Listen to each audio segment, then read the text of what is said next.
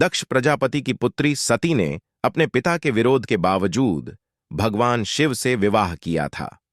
दक्ष प्रजापति पहले से ही भगवान शिव को पसंद नहीं करते थे और विवाह के बाद भी कुछ ऐसी परिस्थितियां उत्पन्न हुईं जिससे दक्ष और शिव जी में द्वेष और बढ़ता चला गया। भगवान शिव के लिए अपनी घृणा दिखाने के लिए दक्ष ने एक भव्य यज्ञ करने का फैसला किया। यहां उन्होंने अपनी बेटी सती और भगवान शिव के अलावा सभी देवताओं और उनके वंश को आमंत्रित करने की व्यवस्था की थी। माता सती इस अपमान को सहन नहीं कर पाई और क्रोध में वह अपने पिता के यज्ञ में पहुंच गई। वहां उन्होंने दक्ष से पूछा कि ऐसा निंदनीय कार्य आपने क्यों किया, पर वहां दक्ष प्रजापति ने समस्त देवताओं, उनकी गणों और आर्षि मुनियों के समक्ष ही सती का अपमान कर दिया और भगवान शिव के लिए अपशब्द कहने लगे।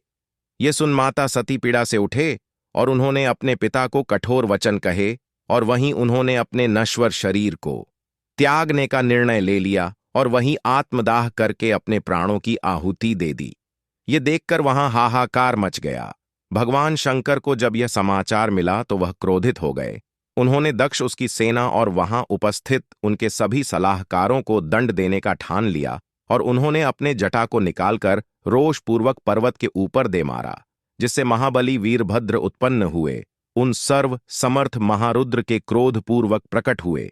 निस्वास्थ्य सैकड़ों, जवर और कितने प्रकार के रोग उत्पन्न हो गए जो दक्ष के यज्ञ में एकत्रित हुए, देवी देवताओं को संक्रमित करने को तत्पर थे और एक दूसरे जटा से भगवान शिव ने भद्रकाली को उत्पन्न किया, जो बड़ी भयंकर दिखाई देती थी और करोड़ों भूतों से घिरी हुई थी।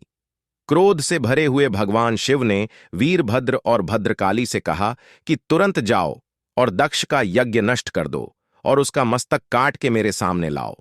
यदि कोई देवता, गंधर्व, यक्ष अथवा अन्य कोई तुम्हारा सामना करने के लिए प्रस्तुत हो तो उन्हें भी आज ही शीघ्र और सहसा भस्म कर।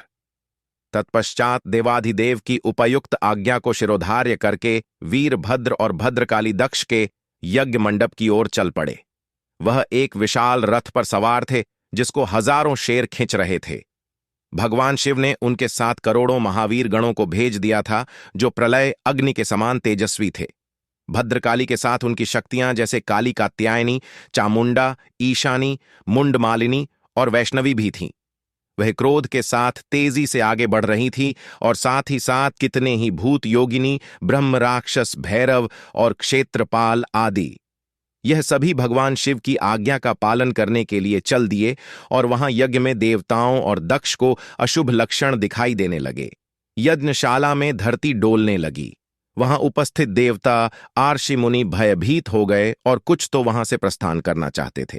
इसी बीच वीरभद्र और भद्रकाली ने अपने साथियों के साथ संखला के बाहरी इलाके को तहस नहस करना आरंभ कर दिया। पहरेदारों ने उनको रोकने की कोशिश तो की, पर उन दोनों ने सबके सर काट दिए।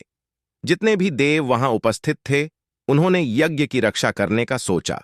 अपने वाहनों पर सवार होकर वे सभी वीरभद्र और महाकाली को रोकने के लिए निकल पड़े।